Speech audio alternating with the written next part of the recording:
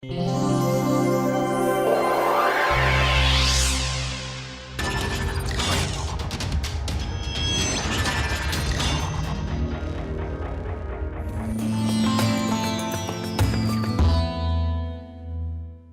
us start with a brief review of last class. In last class, we continued discussing about extrinsic semiconductors.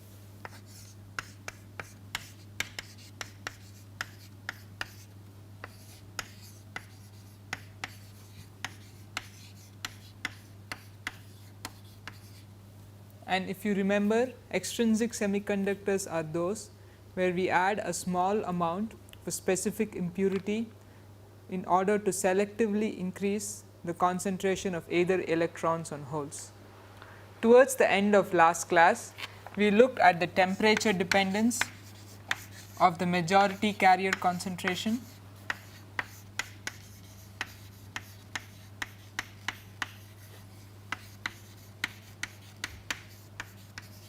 So, this would be electrons in the case of n-type semiconductors and holes in the case of p-type semiconductors. We use the example of an n-type semiconductor, and whatever discussion that we do using n-type, the same is valid for a p-type.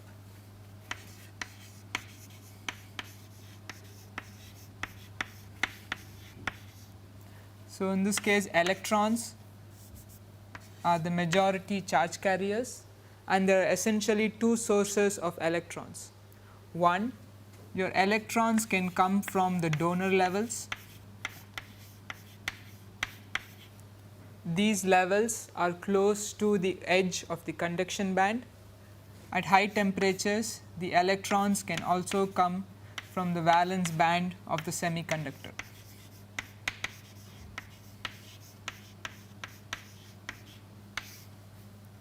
Putting these two information together, we did a plot of the log of the electron concentration versus 1 over T.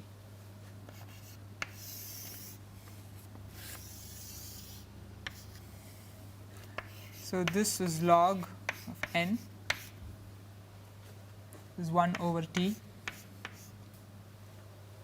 Since this is 1 over the temperature, this represents the high temperature side, and this represents the low temperature. In this plot, we said that we could divide an extrinsic semiconductor into essentially three regions. At low temperature, the concentration of electrons is dominated by those electrons that come from the donor level. So, if you plot n versus 1 over T, you are going to get a straight line with a slope that was given by the ionization energy. So, ED is the ionization energy of the donor. We also saw that this is typically of the order of milli electron volts. Once all the donor atoms are ionized, we have a regime where the electron concentration is more or less constant. And then at high temperature, we find that we have electrons that come from the valence band, and your extrinsic semiconductor behaves like an intrinsic one. So, this is the high temperature behavior, and the source is minus Eg over 2k, where Eg is the band gap.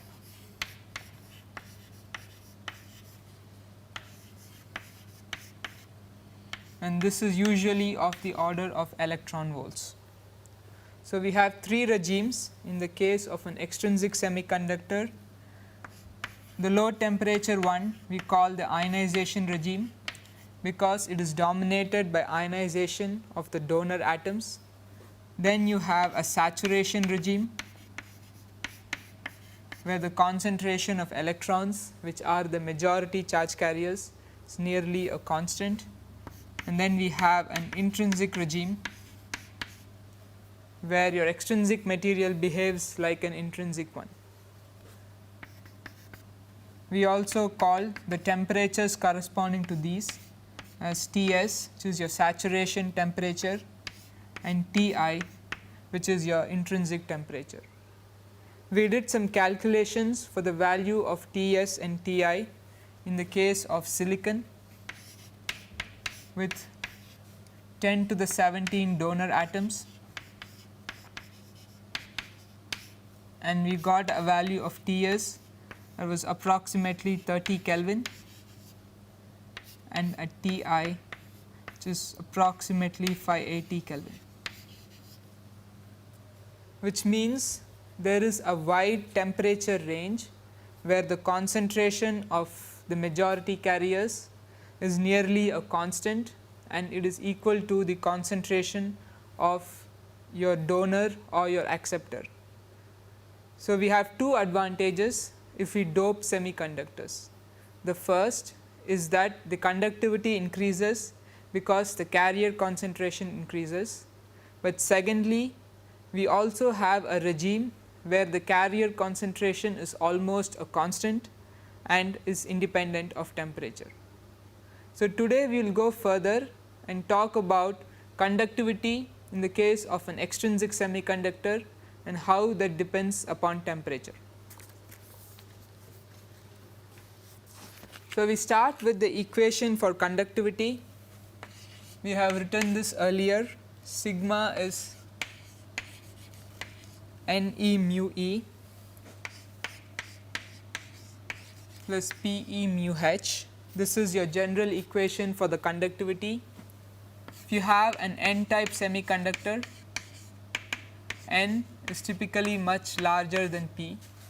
We saw in the case of silicon that N could be more than 7 or 8 orders of magnitude higher depending upon the dopant concentration, in which case sigma would just be Ne mu E. On the other hand, if you have a p-type semiconductor, P is much larger than N, in which case sigma will just be Pe mu H. We have seen mu E and mu H earlier. Mu E and mu H are the drift mobilities.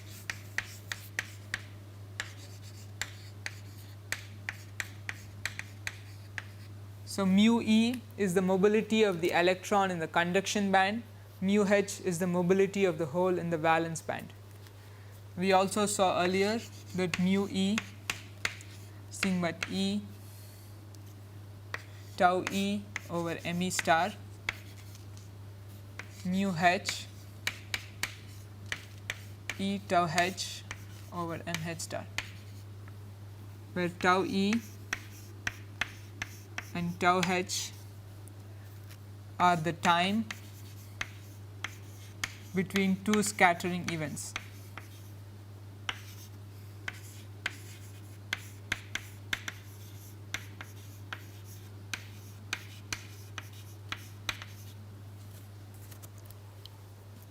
Now, if you want to look at the temperature dependence of conductivity, we need to look at the temperature dependence of the carrier concentration and also the temperature dependence of mobility.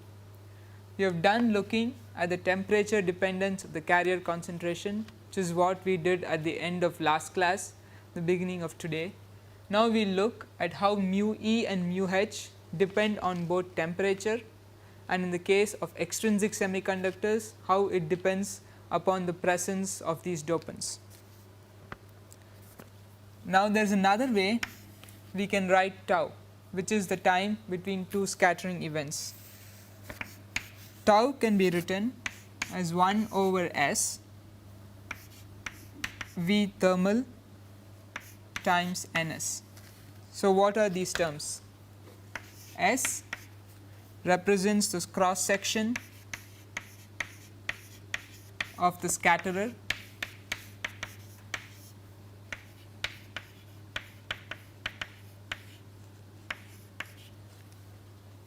Vth is the thermal velocity of the electrons,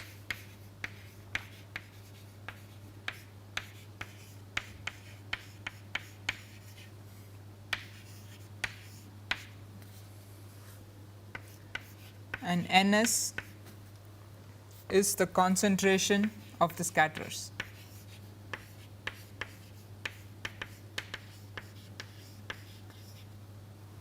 if you plug in the units, S is the cross section area, which is in meter square.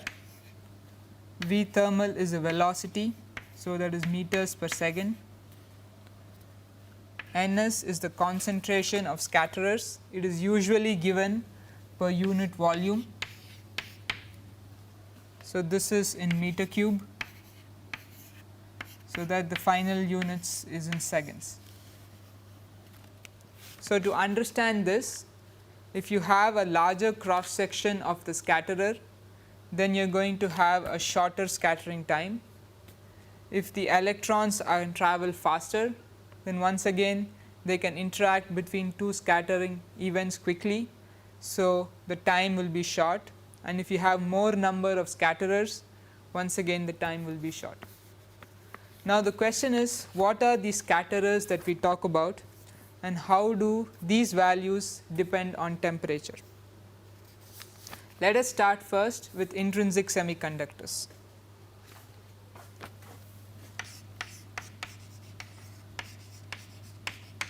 If you have an intrinsic semiconductor,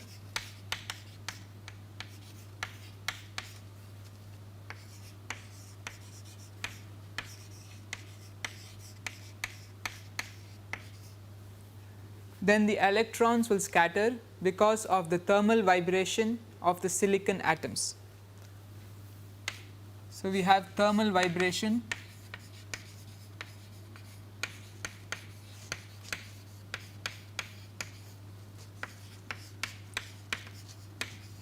of the atoms.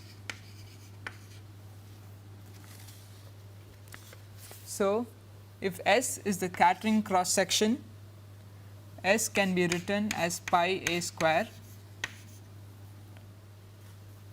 where A is the amplitude of these vibrations.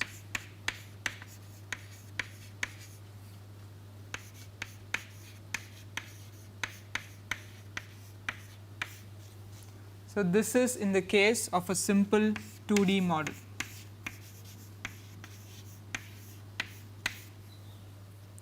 We can show that if your scatterers are your thermal vibration of the atoms, then S is proportional to the temperature,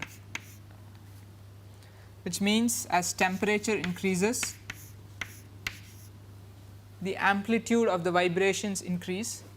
So A increases, and correspondingly S will also increase.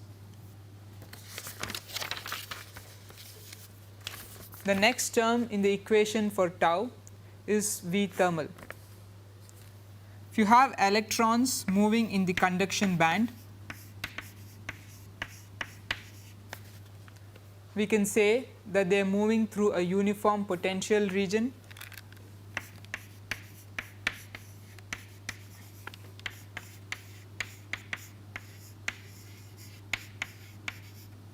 And in this case, we can say that the thermal energy of the electrons is approximately the same as their kinetic energy.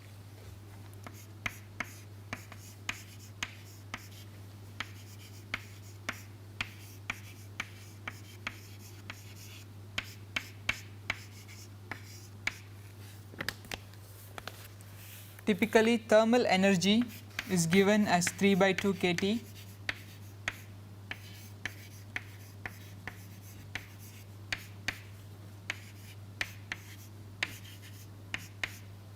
And the kinetic energy is nothing but 1/2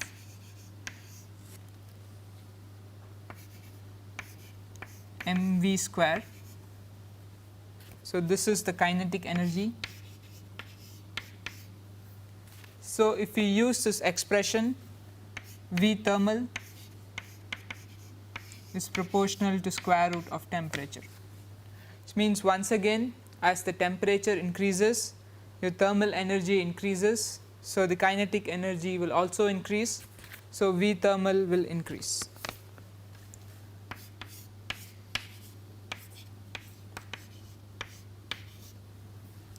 So let us put these two terms together. So we have the expression for tau which is nothing but 1 over S V thermal Ns.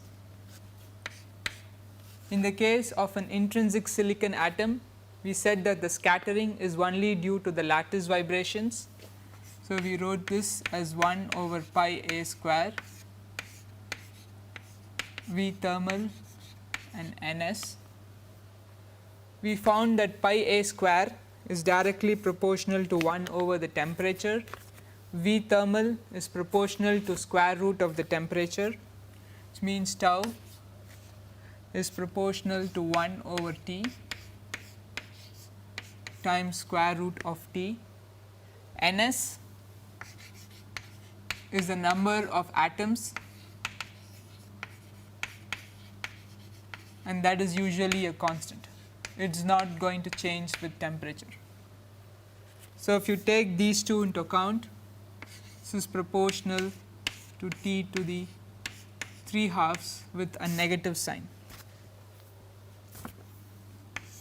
So, tau due to the scattering of the lattice, I am just going to denote it as tau L, is proportional to T to the minus 3 over 2. I am going to call this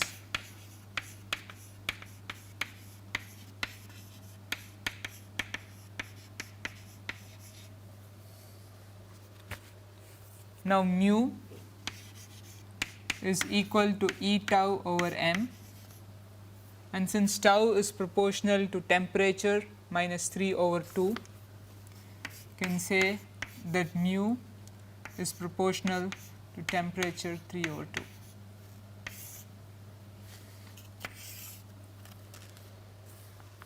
So, if you have an intrinsic material where the conductivity is where the scattering is due to the vibration of the lattice atoms, as the temperature increases, the vibration increases. So, there is more scattering and hence the mobility will go down. So, I will write this as mu L to denote that it is due to lattice scattering. So, as temperature increases, mu L will decrease.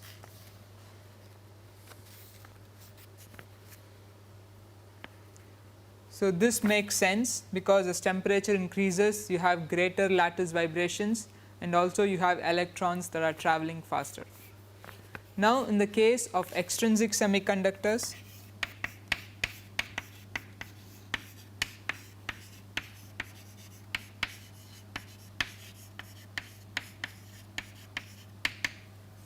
you also have this lattice scattering, because you also have the silicon lattice. If your material is silicon, so you also have the lattice scattering.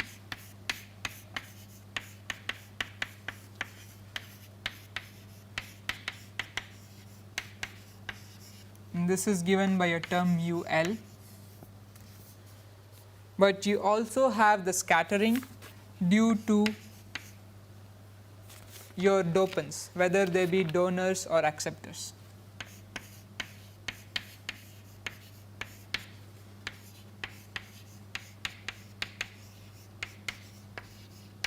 I am going to call that mu I. So, I is to denote the fact that these are impurities. So, in the case of extrinsic semiconductors, you have scattering due to the lattice, you also have scattering due to the dopants. So, both of them play a role in determining the mobility of the electrons and holes. The lattice scattering term is very similar to what we did for intrinsic semiconductors. So, once again mu L will be proportional to T to the minus 3 over 2. The one thing we have to see is how the dopant scattering changes with temperature. So, we want to look at the dopant scattering in an extrinsic semiconductor.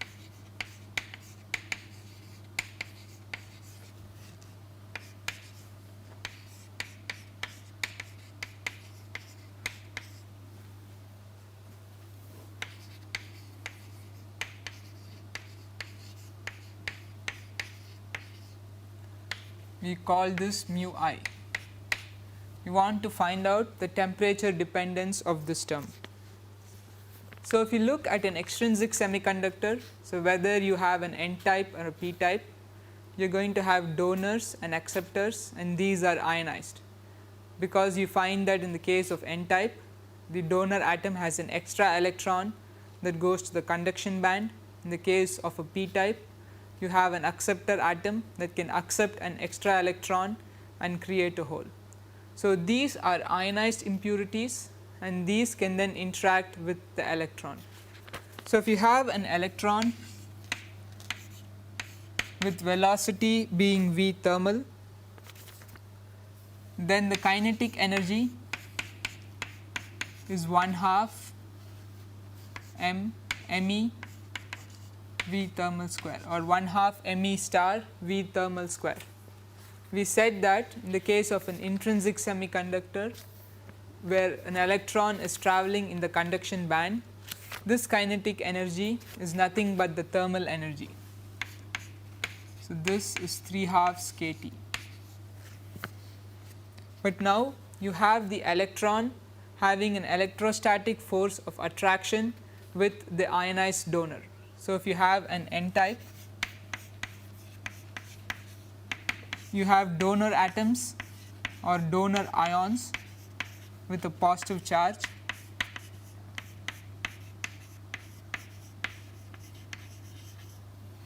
and these can interact with the electrons.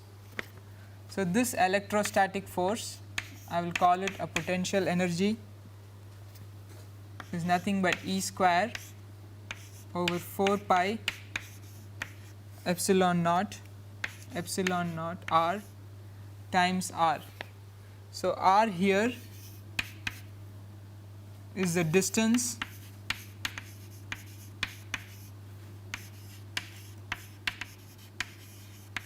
between the electron and the ionized impurity.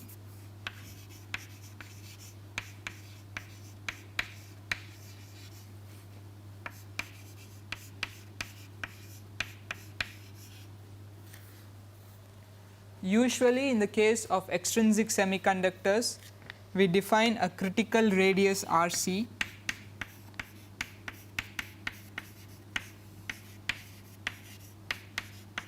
where the kinetic energy and potential energy are equal.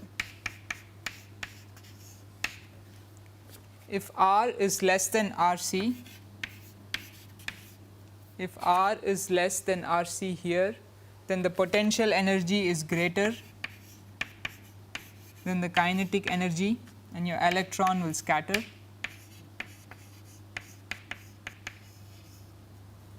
If R is greater than RC, it is the reverse. The kinetic energy will be greater than the potential energy and the electron will not scatter, or the electron will escape.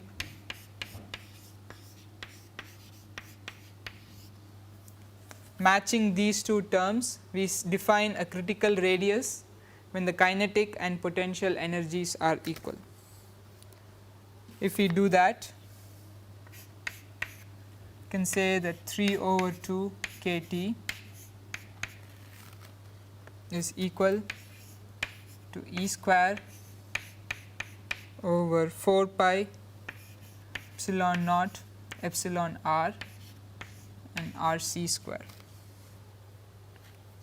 and RC, which means RC is proportional to T to the minus 1.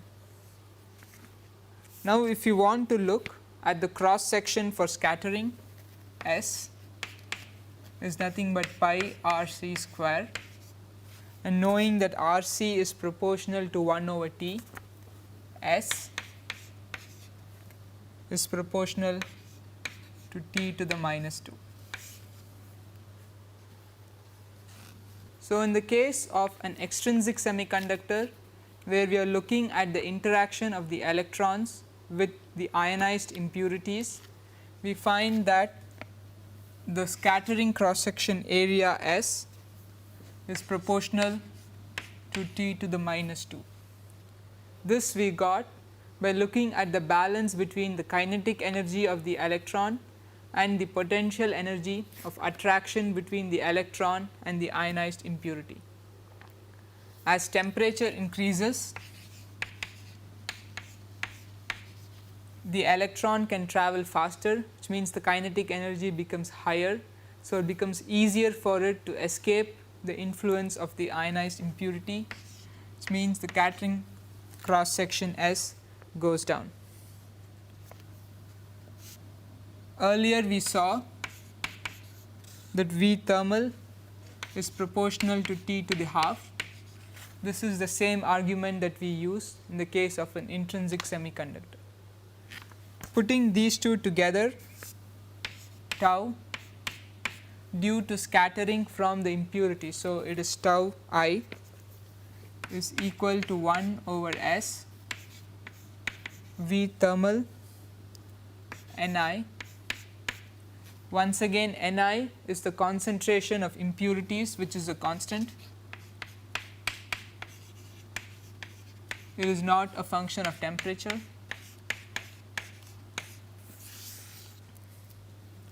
So, this is proportional to 1 over T to the minus 2 in the case of S, and then square root of T is proportional to T to the 3 half. So, tau I, which is the time due to scattering because of impurities, is proportional to T to the 3 halves. Mu I is nothing but E tau I over me star. So, mu I is proportional to half, which means the contribution of the impurities to mobility is such that as the temperature increases, mu I increases. And this is because as the temperature increases, your electrons can move faster, and so they can easily escape the electrostatic force. So, in the case of an extrinsic semiconductor, we have two contributions to the mobility.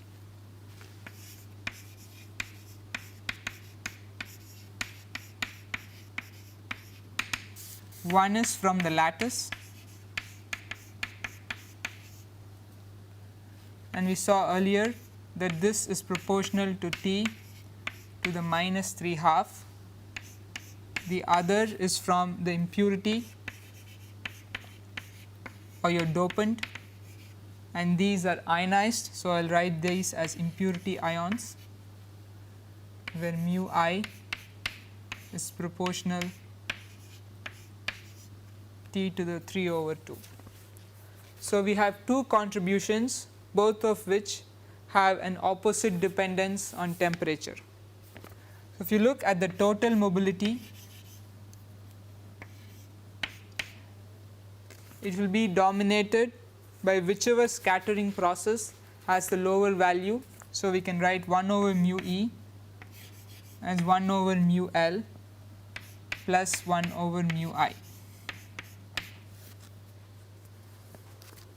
So, this is in the case of an extrinsic semiconductor, where we have contribution due to both the impurity atoms mu I and the lattice mu L. So, let us put this together and then do a plot of the conductivity versus 1 over temperature. Again, let me rewrite the equation for the conductivity. Sigma is Ne mu E plus Pe mu H.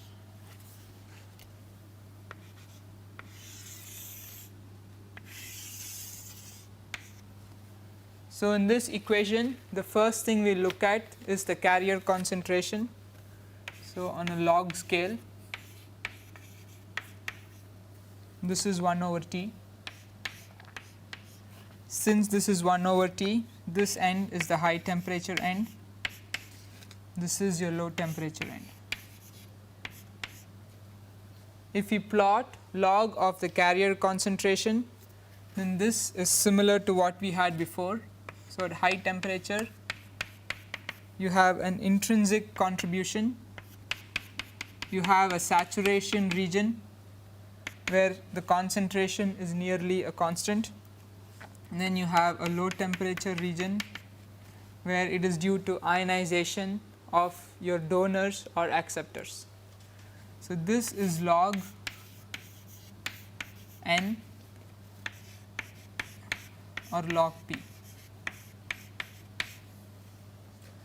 If we then plot log of the mobility, we find that at low temperature mobilities are dominated by scattering due to the impurities, because at low temperature your lattice vibrations are very small. So, the mobility is dominated by impurity scattering, and as temperature increases your mobility increases. Remember, mu I is proportional T to the 3/2. If you do that, then this is the contribution due to the scattering of the ionized impurities. So, this is log mu at low temperatures. So, it is dominated by impurities.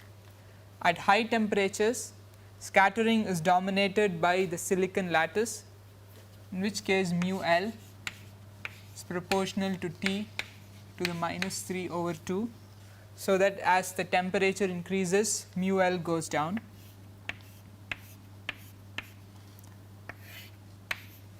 So, this is log mu L.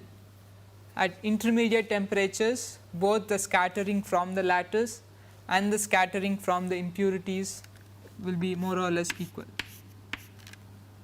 So, the first dotted line represents n, the second dotted line or dashed line represents log of mu.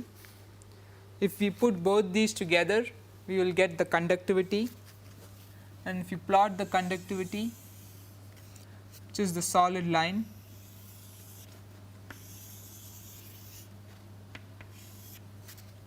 we get a curve like this. So, this is log of sigma versus 1/T. We just erase this section and plot it slightly better. This is log of sigma. So, once again we have three regions.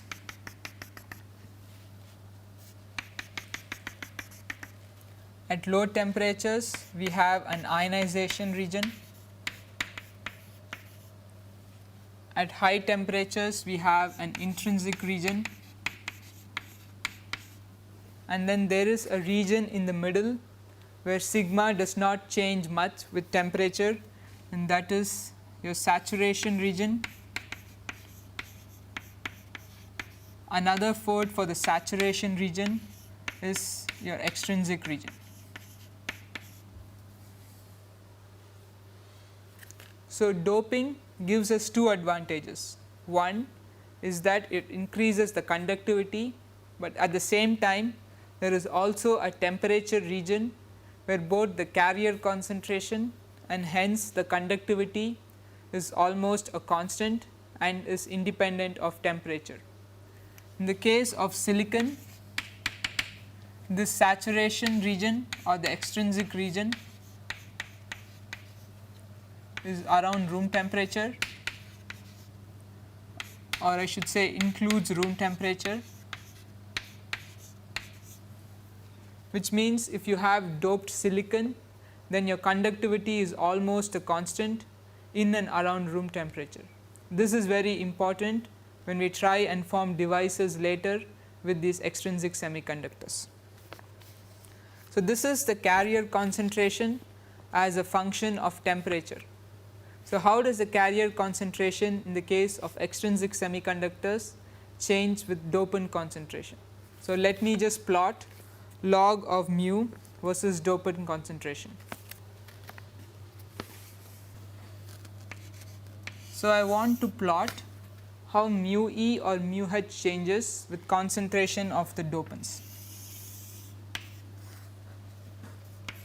So, this is mu E, can be mu H. we will use the example of silicon, but this is again true for any other semiconductor. This is dopant concentration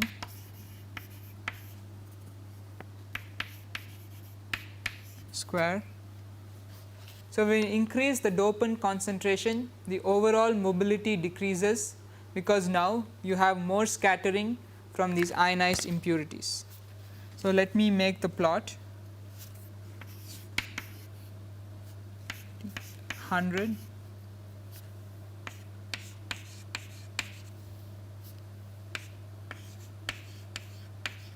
this is your y axis, concentration is 10 to the 15.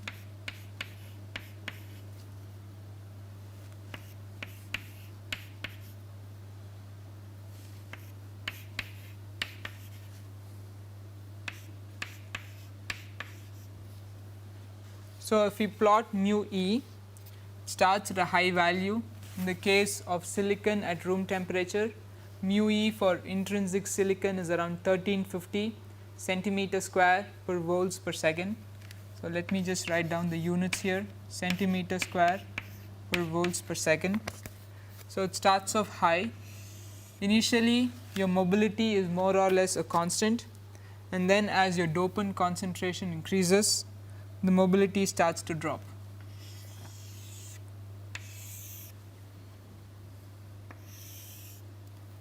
This is for electrons. We can do a similar plot for the holes.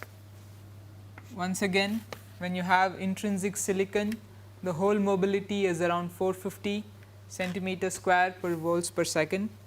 So, if you do a similar plot for holes, again it stays a constant, but then it starts to drop down.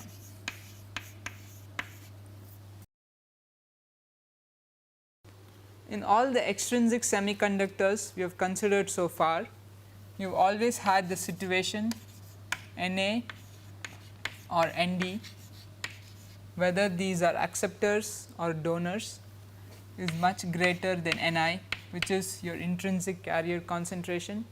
This means that we can say that the electron concentration is equal to Nd, or the hole concentration is equal to Na. We also only considered situations where Na and Nd are much smaller than the effective density of states Nc and Nv. So, this allows us to think of these impurities as localized states in the band gap. So, your donors form localized states just below the conduction band, and the acceptors form localized states just above the valence band. These semiconductors are called non-degenerate semiconductors.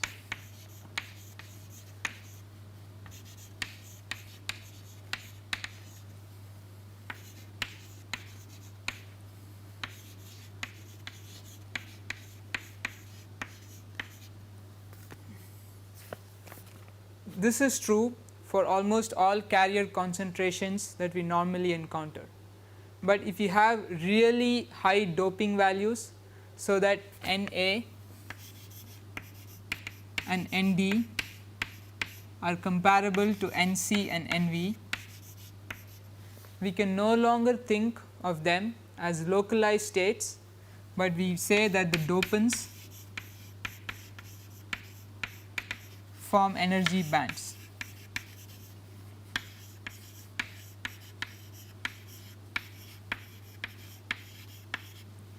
So, these semiconductors are called degenerate semiconductors.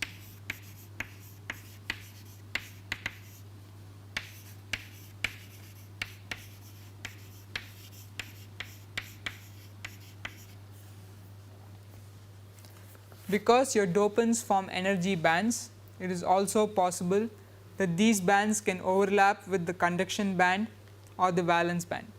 So, degenerate semiconductors have high conductivity because they have a high concentration of impurities, but they also behave very similar to metals.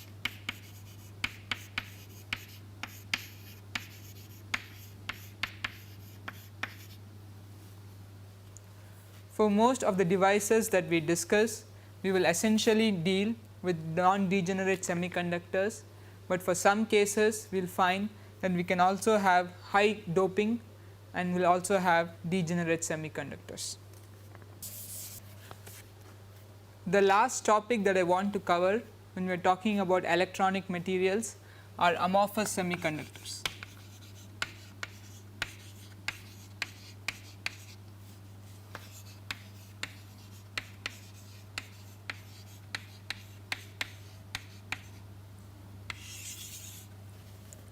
So far, when you have talked about an intrinsic semiconductor or when we talked about an extrinsic semiconductor, we always considered materials that are single crystals, which are perfect and have no defects.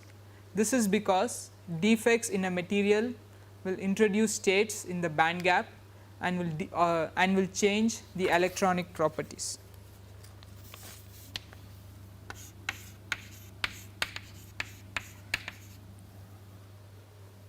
Defects will cause defect states. We saw earlier that these states can either be shallow. Shallow states are those that are close to the band edges. They can be close to the conduction band edge, or they can be close to the valence band edge, or they can be deep states. So, these defect states can essentially modify the electronic properties.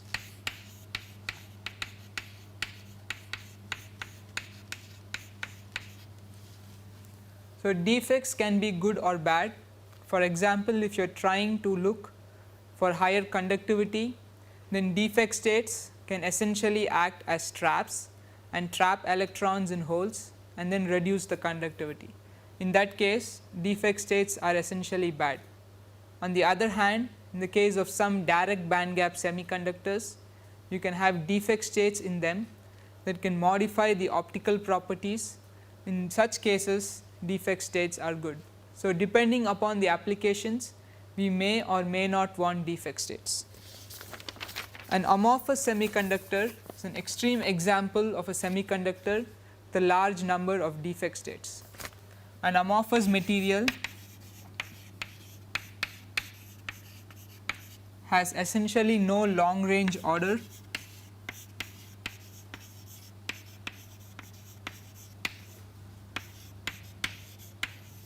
which means there is a large density of dangling bonds.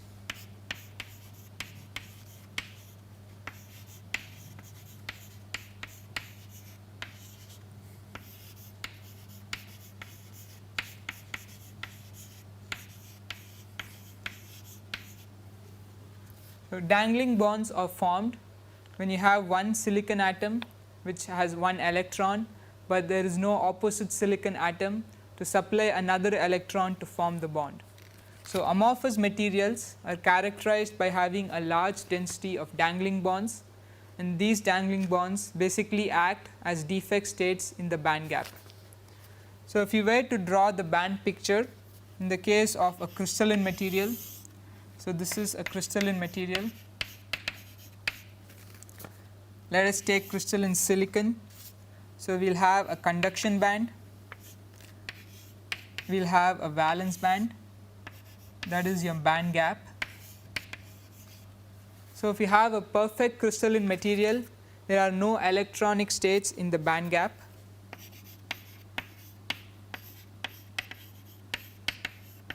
Then you have a density of states in the conduction band and a density of states in the valence band. Now, if you have an amorphous semiconductor, because you have a large density of dangling bonds, there will be a large density of defect states in the band gap, and these defect states are localized states. So, if I were to draw the band diagram for an amorphous material, so once again I will mark EC and EV. So, we will have a large density of states in the bands, but within the band gap we will also have localized states. So, So, these represent the conduction band and the valence band. So, within the conduction band and valence band we will have extended states, but we will also have localized states within the band gap.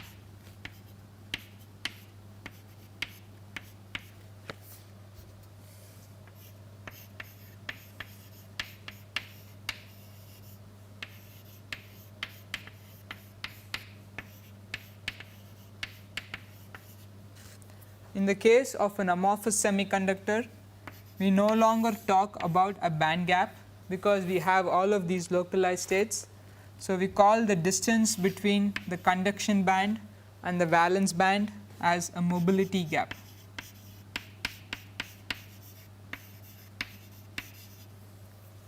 Now, all these localized defect states can also take part in conduction.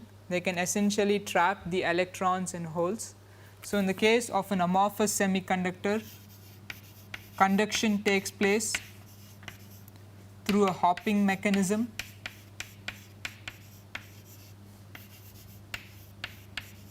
where we think of the electrons and holes hopping through all of these localized defect states.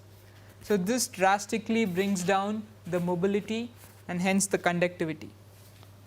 If you have crystalline silicon,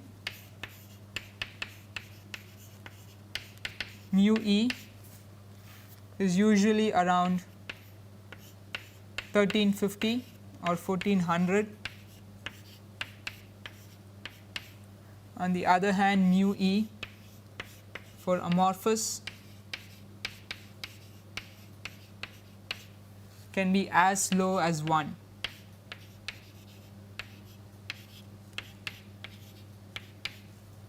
So, you can have a nearly 3 orders of difference in magnitude in the mobility in the case of amorphous and crystalline materials. So, with this we are done with the electronic materials part of the course. So, we have looked at intrinsic and extrinsic semiconductors. Next we will look at devices, and in devices we will have to form junction between these materials. So, the next thing we will do is to look at junctions, and that we will look starting from next class.